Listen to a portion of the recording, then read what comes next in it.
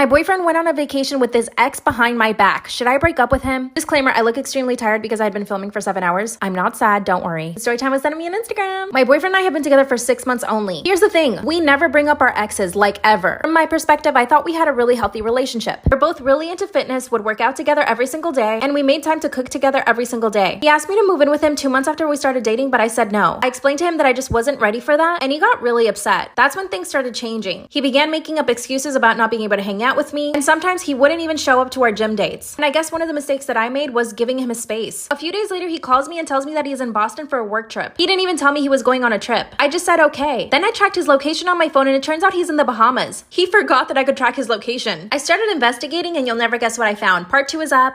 My boyfriend went on vacation with his ex behind my back. Should I break up with him? Disclaimer, is not my story time, it's on Instagram. Also, I'm just really tired from filming. I'm not sad, I promise. After checking his location and seeing that he was actually in the Bahamas and not Boston where he told me he was going, I started doing some investigating on Instagram. I scanned his Instagram for people that he tagged, and I finally came across his ex's profile. No, I had never done this before just because I didn't care about his ex. Like I said in part 1, we never talked about our exes. Fortunately, her account was set to private, so I couldn't see her pictures or stories. But I did see on her bio that she was currently in the Bahamas. From his location, I could see what hotel he was staying at. So I called the hotel and asked for his room number. And they put me through. My boyfriend answered the phone. And the first words out of his mouth were, "How did you find me here?" I told him I could see his location and that he must have forgotten. That's when he came up with his lie. His boss asked him to go to the Bahamas for emergency business, and that he didn't have time to call me and tell me about it. In the background, I could hear that somebody opened the door and I heard a woman's voice. He instantly hung up on me. So I called his phone, but he wouldn't answer. In fact, he turned his phone off. It wasn't until 4 days later that he actually showed up to my apartment apologizing. He said his phone broke and that he couldn't get one while he was in the Bahamas. Part 3 is up.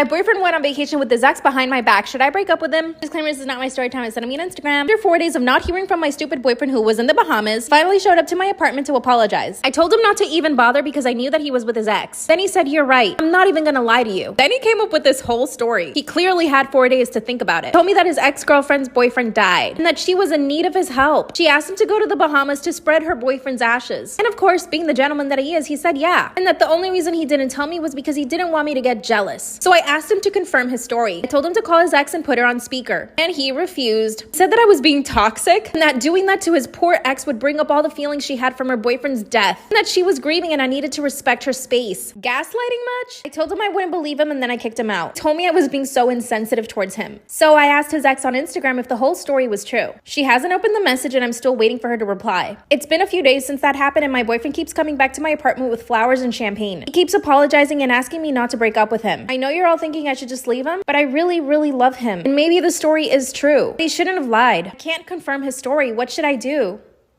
I'm 16 and my stepbro is 16, we'll call him H, and my dad 44 and his mom 33 started dating 2 years ago and married 1 year ago. They also moved in with us a year ago. My stepbro and I go to the same school, we're both in year 11, however we're polar opposites. I'm upper middle class, pretty slim, popular, devout Catholic, well-behaved, etc. And he's working class, quite chubby, atheist. He's also popular, however he's your typical working class punk teen who has been arrested multiple times and constantly misbehaves. The school we go to is in northern England and is overwhelmingly working class, so it's a miracle that I've managed to fit in. Now to the point. Since they moved in, my dad and stepmom and my 2 youngest step-siblings have converted to Catholicism. However, H has refused. He said he was raised atheist and refuses to convert to Catholicism. This creates alienation in our family with him being the odd one out. A lot of the time he's out sleeping on his friend's couch or he's confined to his room because my dad and stepmom always pester him about his religious beliefs. They try to force him to convert to Catholicism by threatening consequences if he doesn't go to church, however nothing has worked. Today we were in English class. I'm in the same form group as H, and H was talking about how my dad nicked his mom and turned her into a religious nutcase. He also spoke about how he resents both my dad and his mom for trying to force him to assimilate to the church and alienating him just because he doesn't want to. I pretended not to hear him, however I secretly wrote everything he was saying down with the intention of showing my stepmom and dad. When I got home later that day after school, I usually always get there before him because he's pissing about with his mates most of the time. I showed stepmom and dad what he had said. They were both livid and rang H up demanding that he come home immediately. When he got home, dad and stepmom shouted at him and demanded that he come to their room to talk. I put my ear on the door to listen and they told him that he was no longer allowed in the house and disowned him. That was a bit harsh in my opinion, however when H came out, he didn't look fussed at all, and he said that he'll just go sleep on his friend's couch. He's been gone for a couple hours now and his stepmom and dad have received a lot of backlash from his aunt, uncle, cousins, extended family, etc. on my stepmom's side of the family. So he must have gotten in touch with his extended family about the incident. I have mixed feelings about this, because I feel guilty for getting him kicked out. However, I think that stepmom and dad deserve to know that H resents them and dubs them as religious nutcases. Am I the asshole for getting my stepbrother kicked out of the house? My boyfriend, 31, in the past had a binge drinking problem before we met. By the time we met, he had been sober for years but had cirrhosis on his liver that doesn't look to be getting any better and had some really bad lab results. He also had an embolism in his lungs, so had reduced lung function and diabetes. He went to a liver specialist who mentioned that my boyfriend might need a liver transplant in the future, and he came back pretty bummed out about that, understandably. He then, not seriously, but kind of hopefully let me know that I should donate part of my liver to him if we matched. I told him no, and I was kind of in shock that he would ask. We've only been dating for 8 months, and while I like him, I'm not convinced he's the one yet. He has a lot of qualities that I like, but some of them drive me up the wall, including having poor personal hygiene and not looking after his diet and eating mostly fast food, which probably is what causes diabetes. He was surprised and then tried to cover it up by saying he didn't expect it and he was just joking. I felt like he was being serious but didn't want to seem that way, and I told him that I would only think about doing something so personal for a parent, sibling, or a spouse, and only if we were on good terms. He then joked that he could just ask me to marry him to get my liver, and I told him that now he's mentioned it, it would make any marriage proposal seem disingenuous, so I wouldn't get matched to see if I was a candidate beforehand. He got serious and told me that a liver isn't a big transplant and I would still be able to keep part of my liver. I told him that it doesn't matter that the liver regenerates, I wouldn't even think about doing it just for a boyfriend. He got offended and said that he would do it for me if the situation was reversed, and I said that the problem is that the situation isn't reversed, so I'm not convinced he would do it just because he's spouting platitudes. He got really angry and stormed out of the house, and he hasn't been back in hours. Am I the asshole for being overly honest with him and telling him that I wouldn't donate my liver to him? I live with a roommate and her 3-year-old child. My roommate is a 4th-year medical student and is really struggling, having to balance with the child, intense study workload, chores and part-time jobs to afford rent, babysitter and necessities. On the day of the biggest exam of her entire degree, her babysitter canceled last minute. She was absolutely frantic and hysterically called every one of her contacts to help. Of course, she asked me. She has asked me to babysit before and I always give her stern no. It's not the time that I need to spend, since I'm perfectly fine with swapping around chores, but the principle that I must be responsible for the child for the duration. For example, if the child hurts himself, no matter how badly, it would be on me. And I refuse to take the responsibility for something like that, so I always refuse to babysit. She begged and begged me, and since the journey to her exam is almost 2 hours away and she needed to go now, she just said, "I don't fucking care," and left the house. Frankly, I found this quite disrespectful as it's trying to push me to babysit without my consent. Right after she left, I grabbed my coat and also left. She was starting her car when she saw me and asked what I was doing.